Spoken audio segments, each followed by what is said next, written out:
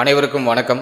April மாத ராசி பலன்கள் 2026. இந்த ஏப்ரல் மாதம் நம்மளோட ராசிக்கு எந்த மாதிரியான சிறப்பு பலன்களை தரப்போகுது அப்படிங்கிறத இப்போ நம்ம டீடெயிலாக கிளியராக பார்க்கலாம். வீடியோவை ஸ்டார்ட் பண்ணுறதுக்கு முன்னாடி நம்ம சேனலை சப்ஸ்கிரைப் பண்ணாதவங்களா இருக்கீங்கன்னா மறக்காமல் சப்ஸ்கிரைப் பண்ணிக்கோங்க. அப்படி பக்கத்தில் இருக்க பெல் சிம்லி கிளிக் பண்ணிக்கோங்க. அப்போ தான் நாங்கள் பதிவிடக்கூடிய பதிவுகள் அனைத்தும் உங்களுக்கு உடனுக்குடனே நோட்டிஃபிகேஷனாக கிடைக்கும். இப்போது இந்த ஏப்ரல் மாதம் தனுசு ராசிக்காரர்களுக்கு எந்த மாதிரியான சிறப்பு பலன்களை தரப்போகுது அப்படிங்கிறத இப்போ நம்ம டீடெயிலாக கிளியராக பார்க்கலாம். தனுசு ராசியை பொறுத்த வரைக்கும் இந்த மாதத்தில் நம்ம பிளானட்டரி போர்ஷன்லாம் ரிசர்ச் பண்ணி பார்த்ததுல நம்மளோட ராசிக்கு 3ஆம் இடத்துல செவ்வாய், ராகு, புதன் மாதத்தோட ஆரம்பத்தில் கன்ஜக்ஷன்ல இருப்பாங்க. குரு பார்வையில இந்த 3 கிரகமும் இருக்கும். அது பெருசா நமக்கு நெகட்டிவான இன்ஃப்ளூயன்ஸை பெரிய அளவுல பண்ணிடாது. அடுத்தது 4ஆம் இடத்துல சூரியன் சனி இணைவு. அது அந்த அளவுக்கு நல்லது இல்ல. சூரியன் நமக்கு பாகியாதிபதி, அவர் சனியோட இணைகிறது அந்த அளவுக்கு நல்லது இல்ல. ரெண்டுமே பகை கிரகம். அதுவும் 4th ஹவுஸ்ல ரெண்டும் இணைகிறது அட்வைசபிள் இல்ல. அடுத்தது சுக்கிரன் நமக்கு 5ஆம் இடத்துல இருப்பாரு. அது ஓரளவுக்கு பரவாயில்ல, இருந்தாலும் அதையும் நம்ம பெருசா எடுத்துக்க முடியாது. ஏன்னா சுக்கிரன் நமக்கு 6ஆம் அதிபதி. அவர் 5ஆம் இடத்துக்கு வரும்போது அந்த 5ஆம் பாவகத்தை ஒரு மாதிரி கெடுக்கிறாரு. அடுத்தது குரு நம்முடைய ராசிநாதன் 7ஆம் இடத்துல சாதகமா இருக்காரு.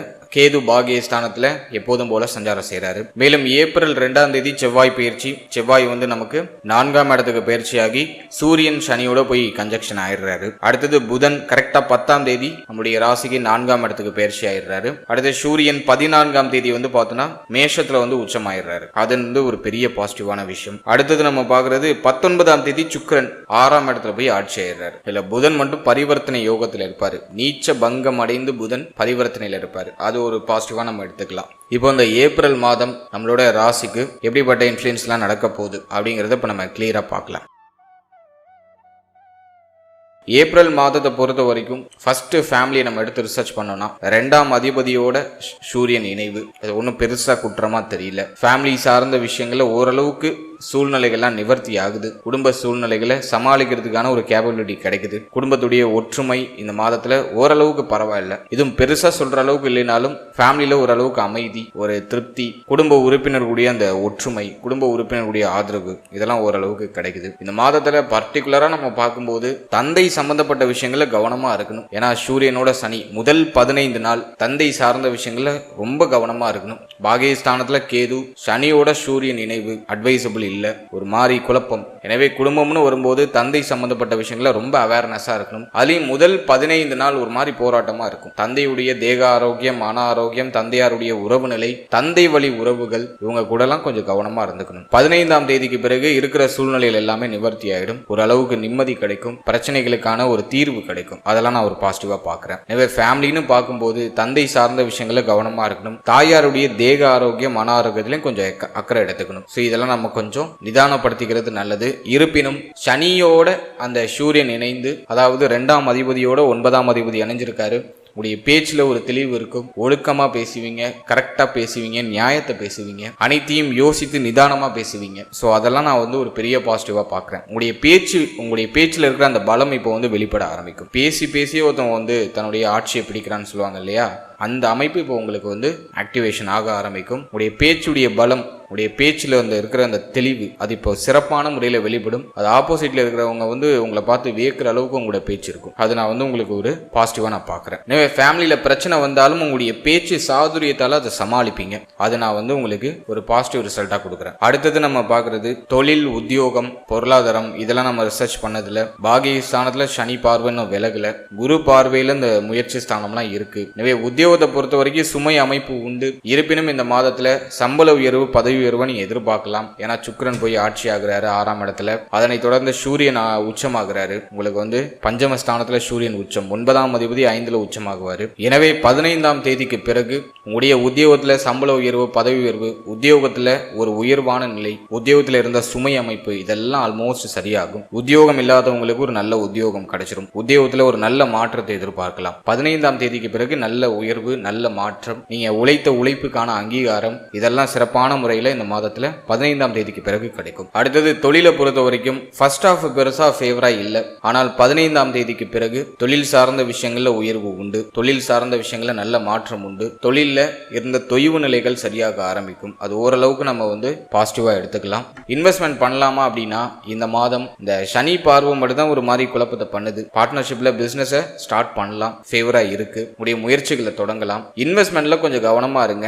கடன் வாங்கி ரொம்ப இன்வெஸ்ட் பண்ணி மாட்டிக்காதீங்க. ஏன்னா சுக்கிரன் இந்த மாதத்துல ஆட்சி ஆகிறதுனால நிறைய பேருக்கு கடன் வாங்குற சிந்தனை வந்துடும். நிறைய பேருக்கு கடனும் வாங்குவாங்க. ஸோ அப்படிப்பட்ட ஒரு மாதம் தான். கடன் வாங்கினாலும் அது ஒரு மாதிரி சேஃபான இன்வெஸ்ட்மெண்டா பார்த்து பண்ணிக்கோங்க. ஹை ரிஸ்க் உள்ள இன்வெஸ்ட்மெண்ட் பண்ணி மாட்டிக்காதீங்க. அதே போல இன்னொரு விஷயம் என்னன்னா, கடன் வாங்குறேன்னு சொல்லிட்டு அகலக்கால் வச்சு மாட்டிக்காதீங்க. ஒரு ஸ்மால் லெவல்ல கடன் வாங்கி உங்களோட இன்வெஸ்ட்மெண்ட்டை ஸ்டார்ட் பண்ணுங்க. அந்த வாங்குற கடன் உங்களுக்கு எந்த விதத்திலையும் பாதிப்பு கொடுக்காத அளவுக்கு உங்களை நீங்க சேஃப்டி பண்ணிக்கிறது ரொம்ப நல்லது. எனவே பிசினஸ் ஸ்டார்ட் பண்ணலாமான்னா தாராளமா ஸ்டார்ட் பண்ணலாம். இன்வெஸ்ட்மெண்ட்ல கொஞ்சம் கவனமா இருக்கணும். உங்களுடைய இன்வெஸ்ட்மெண்ட்டை குறைச்சிட்டு உங்களுடைய எஃபோர்ட் அதிகமா போடுறதுக்கு உங்களுடைய உழைப்பு அதிகமா கொடுக்கறதுக்கு முயற்சி பண்ணுங்க. அது ஒரு பாசிட்டிவ் ரிசல்ட்டை டெஃபினட்டா உங்களுக்கு பெற்றுக் கொடுக்கும். அடுத்தது பொருளாதாரத்தை பொறுத்த வரைக்கும் குரு பார்வை லாபஸ்தானத்தில் இருக்கு. அது ஒரு பெரிய பாசிட்டிவா நான் பார்க்குறேன். 15ஆம் தேதிக்கு பிறகு பொருளாதார ரீதியாக உயர்வு நிச்சயமாக உண்டு. ஏன்னா 9ஆம் அதிபதி உச்சம் ஆயிடுறாரு பஞ்சமஸ்தானத்தில். அடுத்தது குருவும் லாபஸ்தானத்தை பார்த்துடுறாரு. முயற்சி ஸ்தானமும் குருவுடைய பார்வையில் இருக்கு. ஜென்மஸ்தானமும் ஆல்மோஸ்ட் ஃபேவரா தான் இருக்கு. எனவே பொருளாதார வரவு சிறப்பாக இருக்கும். தன லாபம் சிறப்பாக இருக்கும். உடைய தேவைகள் எண்ணங்கள் எல்லாமே பூர்த்தி ஆயிடும். பொருளாதார ரீதியாக இருந்த தடுமாற்றம் தொய்வு நிலை எல்லாமே சரியாயிடும். வெளியிலிருந்து வர வேண்டிய பணம் இந்த மாதத்துல உங்களுக்கு கைக்கு வந்து சேரும். ஸோ அதெல்லாம் நம்ம இந்த மாதத்துல பாசிட்டிவா பார்க்கலாம். இருப்பினும் கொடுத்தல் வாங்கல் சார்ந்த விஷயங்களை கவனமா இருக்கணும். கடன் வாங்கியும் மாட்டிக்க கூடாது, கடன் கொடுத்தும் மாட்டிக்க கூடாது. ஸோ அது ரெண்டுலையும் கொஞ்சம் சேஃபா இருந்துக்கங்க. மற்றபடி இந்த மாதத்தை பொறுத்த வரைக்கும் பொருளாதார ரீதியா பெருசா வீக்கா இல்லை. நீங்க செய்யணும்னு நினைக்கிறத செய்யறதுக்கான பொருளாதாரம் உங்களுக்கு கிடைச்சிடும். அதை நான் உங்களுக்கு ஒரு பாசிட்டிவா பார்க்குறேன். அடுத்தது நம்ம பார்க்கறது திருமண முயற்சி, திருமண வாழ்க்கை. இதெல்லாம் நம்ம ரிசர்ச் பண்ணி பார்த்ததுல இந்த மாதத்தை பர்டிகுலரா நம்ம பார்க்கும்போது திருமண முயற்சிக்கு பாசிட்டிவா தான் இருக்கு. திருமண முயற்சியில தாராளமா தொடங்கலாம். போன மாதமும் நல்லா இருந்துச்சு, இந்த மாதமும் நல்லா தான் இருக்கு. திருமண முயற்சி சார்ந்த விஷயங்கள் இருந்த தடை தாமதம் தடுமாற்றம் எல்லாமே சரியாகும். 15ஆம் தேதிக்கு பிறகு நிறைய பேருக்கு திருமண முயற்சிகளை சுப செய்தி கிடைக்கும். தாராளமா திருமண முயற்சிகளை தொடங்கலாம். அடுத்த திருமண வாழ்க்கையை பொறுத்த வரைக்கும் வாழ்க்கை துணை சார்ந்த வகையில இருந்த அத்தனை பிரச்சனைகளும் இந்த மாதத்துல சரியாயிடும். வாழ்க்கை துணையுடைய சப்போர்ட் கிடைக்கும். வாழ்க்கை துணையுடைய உறவினர்களுடைய சப்போர்ட் கிடைக்கும். வாழ்க்கை துணைக்கு இருந்த பிரச்சனைகள், வாழ்க்கை துணையுடைய தேக ஆரோக்கியத்தில் இருந்த பிரச்சனைகள் எல்லாமே சரியாகும். வாழ்க்கை துணை சார்ந்த வகையில எதுவும் பெருசா குழப்பமா இல்ல. திருமண வாழ்க்கை ஒரு மாதிரி மகிழ்ச்சி, ஆனந்தம், ஒரு நிறைவு, நம்பிக்கை இதெல்லாம் தரக்கூடிய அளவுல இருக்கும். மன வாழ்க்கை சிறப்பாக தான் இருக்கு. அடுத்து காதல் உறவு, காதல் சார்ந்த விஷயம் இதெல்லாம் நம்ம ரிசர்ச் பண்ண வரைக்கும் முதல் 15ஆம் தேதி வரைக்கும் பெருசா ஃபேவரா இல்ல.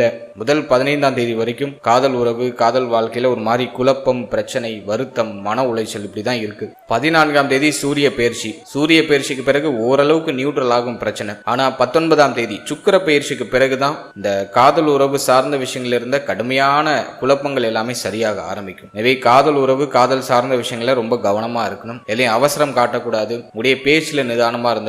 அவசர முடிவு, அவசர மாற்றங்கள் இந்த மாதத்துல கொஞ்சம் அவாய்ட் பண்ணிக்கிறது ரொம்ப நல்லது. ஏன்னா 4ஆம் பாவகத்துல செவ்வாயுடைய சஞ்சாரம் இருக்கு. சனியோட இணைந்த செவ்வாய் ஒரு மாதிரி விவேகமான பேச்சை கொடுக்கும். சூரியனோட இணைவு ஒரு அதிகாரமான பேச்சை கொடுக்கும். அதுலயும் 14ஆம் தேதி வரைக்கும் தான் அந்த சூரியன் உங்களுக்கு சனியோட இணைஞ்சிருப்பாரு. 14ஆம் தேதிக்கு பிறகு செவ்வாயோட அந்த சனி இணைகிறதுனால உங்களுடைய பேச்சுல ஒரு கோபம், ஆக்ரோஷம், ஆப்போசிட்ல உள்ளவங்க உங்க பக்கத்துல நிக்கவே முடியாது. அந்த மாதிரி உங்களுடைய வார்த்தைகள்லாம் கொஞ்சம் கடுமையா இருக்கும். கொஞ்சம் கவனமா இருந்துக்கிறது ரொம்ப நல்லது. உங்களுடைய வார்த்தைகள்ல செகண்ட் ஹாஃப்ல கொஞ்சம் கவனமா இருந்துக்கணும். ஃபர்ஸ்ட் ஹாஃப்லயும் ஆல்மோஸ்ட் நீங்க கவனமா தான் இருக்கணும். ஏன்னா செவ்வாய் உங்களுக்கு 2ஆம் தேதியே உங்களுக்கு சனியோட போய் இணைஞ்சிடுறாரு.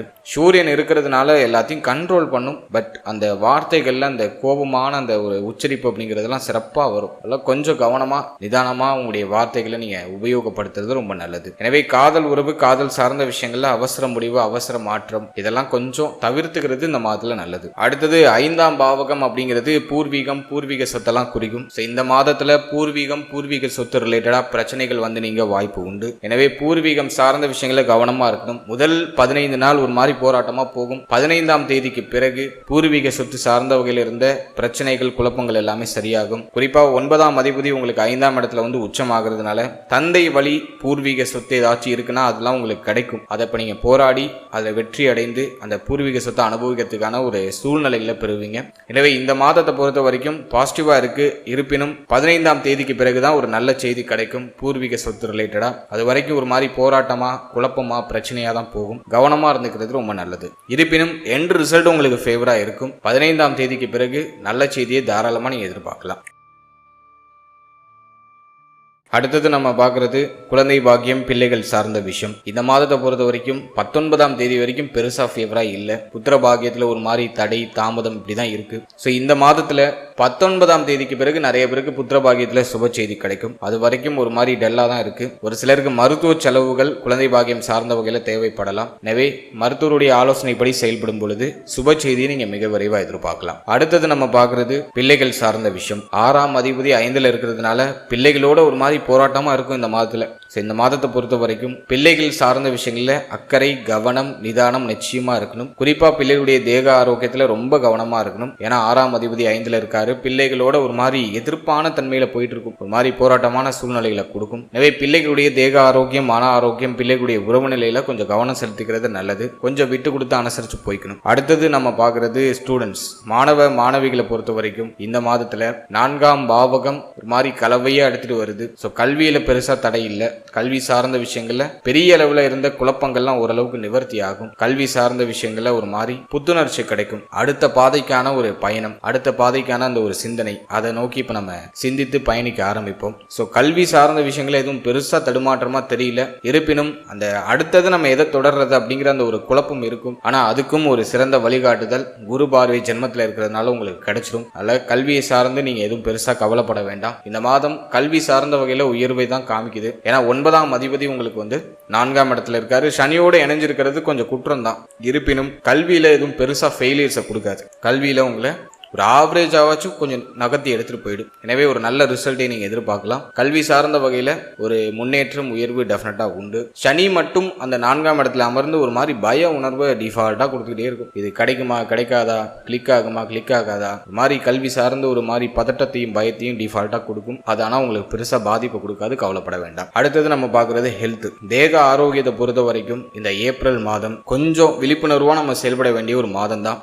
ஏன் அப்படின்னாக்கா சுக்கிரன் ஆட்சியாக ஒரு மாதம். 6ஆம் அதிபதி 6ஆம் இடத்திலே ஆட்சி, நல்லதில்லை. ஹெல்த்துக்கு ஸ்பெஷலி நல்லதில்லை. வயிறு சம்பந்தமான உபாதைகள் நிறைய பேருக்கு வரும். அதே மாதிரி இந்த மாதவிடாய் பிரச்சனை, பெண் பிள்ளைகளுக்கு, பெண்களுக்கு மாதவிடாய் சம்பந்தமான பிரச்சனைகள் நீங்க வாய்ப்பு இருக்கு. கொஞ்சம் கவனமா இருந்துக்குங்க.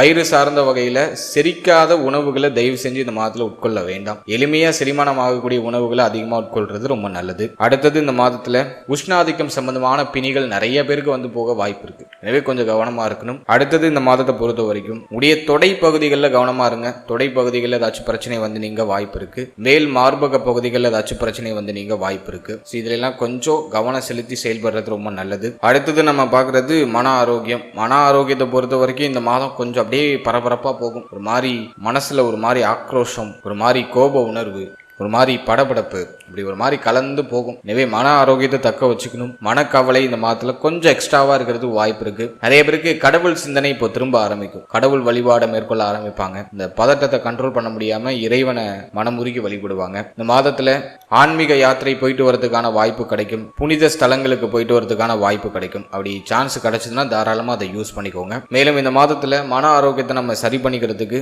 ஒரே வழி, நான் எப்போதும் சொல்ற மாதிரி தியானம், கம்ப்ளீட்டா மெடிடேஷன் பண்ணுங்க. அதுதான் ஒரு பெஸ்ட் ஆப்ஷன். அதே மாதிரி உங்க வீட்டுக்கு பக்கத்துல இருக்க விநாயகரை போய் மனமுருகி வழிபடுங்க. அது ஒரு பாசிட்டிவ் ரிசல்ட்டை கொடுக்கும். மேலும் இந்த மாதத்துல உங்களுடைய குலதெய்வத்தை மனமுருகி வழிபடுங்க. அதெல்லாம் உங்களுக்கு ஒரு பாசிட்டிவ் ரிசல்ட்டை கொடுக்கும். தினமும் காலையில 10 நிமிடம் அல்லது ஒரு அரை மணி நேரம் மெடிடேஷன் பண்ணிட்டு அதன் பிறகு உடைய இறை வழிபாட்டை தொடங்குங்க. மங்களகரமான இசைகளோட அந்த நாட்களை தொடங்குங்க.